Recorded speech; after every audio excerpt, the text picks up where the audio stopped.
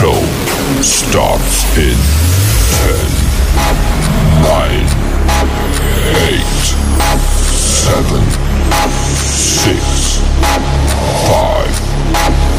4, 3, 2, 1, go! Ayan, isang mapagpalang araw po sa ating lahat. Bali, nandito po tayo sa isang kamag-anak na antingero. Ayan, bali pa kita ko po yung mga pamana na antigong gamit sa kanya ng kanyang tatay. Ayan, bali ito po yung San Benito. Ayan po, napakatagal na po niyan. Yan pa po ay nakita pa po sa ilog ng kanyang tatay. Ayan, hanggang ngayon po ay iniingatan niya po. San Benito na awan ko pa, parang pasadya po pagkakagawa niyan. Umiikot po siya ano, pwede siyang ikutin. Napakaganda po at buhay na buhay po yung mga letra niya.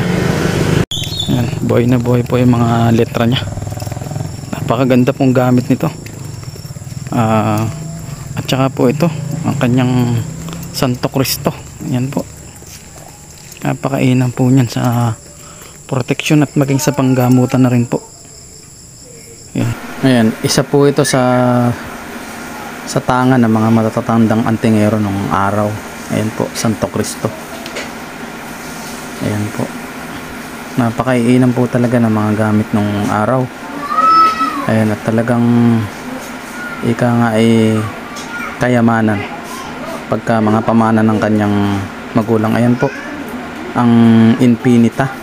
Yan, ito po ang napaka-antigo na rin po. Ayan, kung mapapansin nyo po, napaka tagal na yan kasi bukod sa hindi na makita yung imahe ay putol na po yung tangkay niya. Ayun, putol na po sa sobrang katagalan na. Ayan, napakaganda po talaga ng kanyang mga gamit.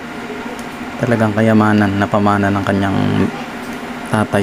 Ayan po, meron din siyang panimbang na pampaswerte. Ayan, San Jose.